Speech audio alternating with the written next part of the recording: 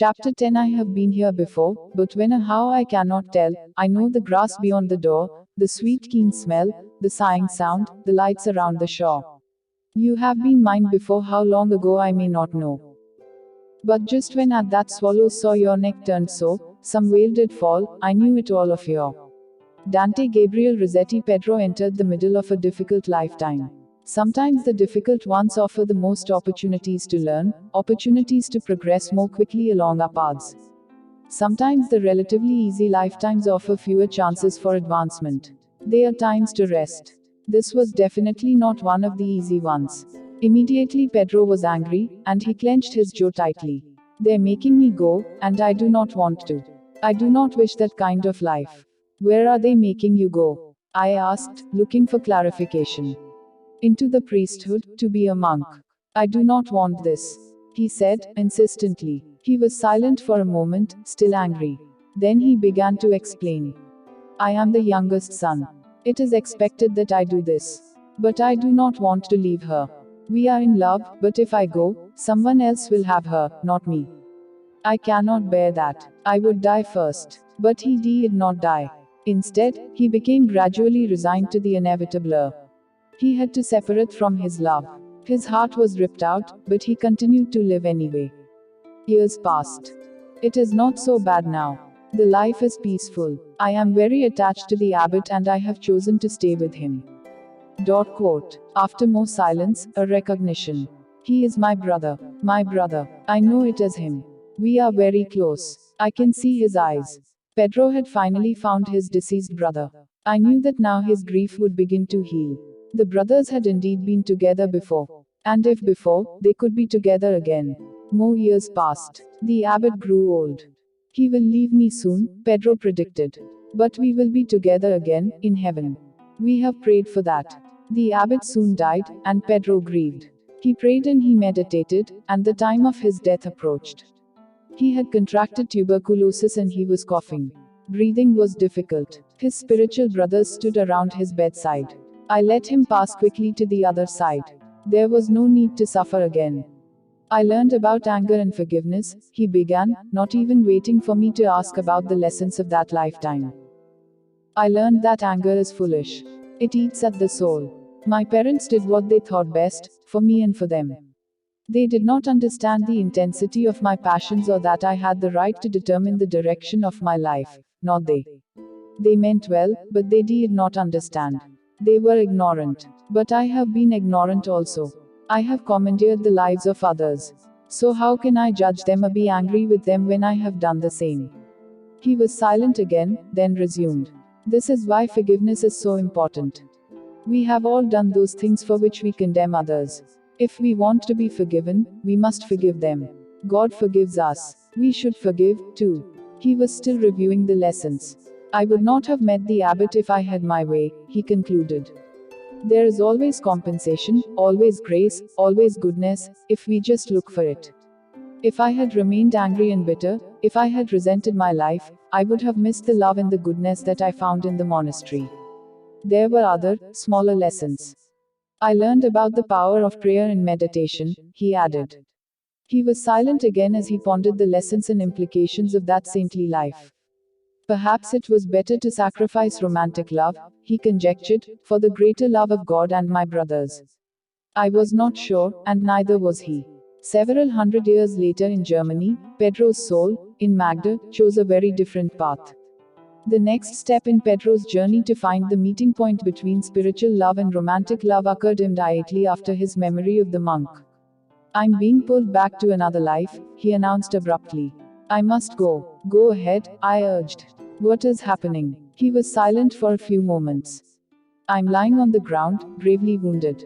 There are soldiers nearby. They have pulled me over the ground and the rocks. I'm dying, he gasped. My head and my side hurt badly, he muttered in a thin voice. They are no longer interested in me. The rest of this poor man's story slowly emerged. When he stopped responding, the soldiers left. He could see them above him in their short leather uniforms and boots. They were not happy. They were having their fun, but they had not really meant to kill him. They were not sad. These people were not worth very much. All in all, an unsatisfying escapade. His daughter came to him, wailing and sobbing, and she softly cradled his head in her lap. She rocked rhythmically, and he could feel the life ebbing from his shattered body. His ribs must have been broken because there was a sharp pain with every breath. He tasted blood in his mouth. His strength was diminishing rapidly now.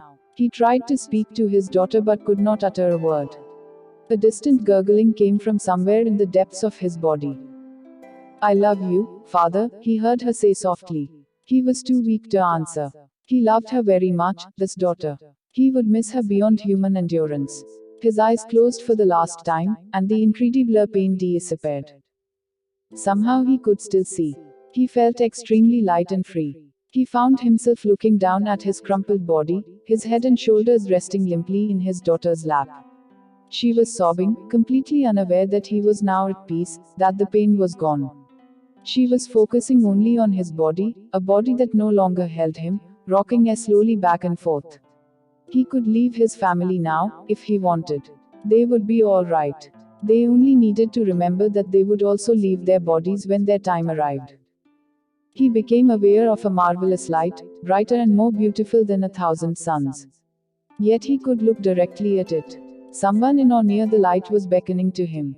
His grandmother. She looked so young, so radiant, so healthy. He desired to go to her, and instantly he was with her near the light.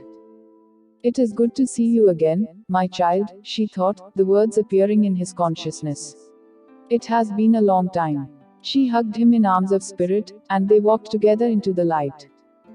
Pedro's haunting story completely engrossed me. Moved by his grief at leaving his daughter, I could feel the profound sadness of his parting words. However, I rejoiced at the uplifting encounter with his grandmother. If I were not so overwhelmed by the emotions of the moment, which also evoked the tragic memory of my own son's death, perhaps my mind would have made the connection between Pedro and Elizabeth. I had heard the daughter's words before. As Miriam, Elizabeth had rocked back and forth on the bloody ground, cradling her dying father, and she had whispered the same lament. The stories were eerily similar. At that moment, not only was my view obscured by emotion, but several weeks and dozens of other patients had intervened since Elizabeth's recounting, thus dimming my awareness even more. The discovery of their entwined destinies would be delayed to a different day. My mind flashed back to the short life of my firstborn son, Adam. I think it was my mental picture of the grief of Pedro's daughter in that ancient life that precipitated this memory. Carol and I had rocked in each other's arms after the early morning phone call from the doctor at the hospital. Adam's life had ended at 23 days. Hero IC open heart surgery could not save him. We cried, and we rocked. There was nothing else we could do at that moment. Our grief seemed overwhelming, beyond physical and mental endurance. Even breathing became difficult. It hurt to take a deep breath, and air was hard to come by, as if there were a constricting corset around our chests, a corset of grief, but with no ties to undo. With time, the intensity and sharpness of our sadness slowly abated, but the hole in our hearts remained. We had Jordan, and we had Amy, and they are unique and special children, but they did not replace Adam. The passage of time did help. Like ripples in a pond after a heavy stone disturbs its peaceful surface, waves of grief spread slowly outward. Like the first waves which tightly encircle the stone, everything in our lives was connected to Adam. With time, new people and new experiences came into our lives. They were not as directly connected to Adam and to our pain. Ripples spreading ever outward. More new events, more new things, more new people. Breathing room. We could take deep breaths again. You never forget the hurt, but, as time passes, you can live around it. We met Adam again 10 years later in Miami. He talked to us through Catherine, the patient described in many lives, many masters, and our lives were never the same. After a decade of pain, we began to understand about the immortality of souls.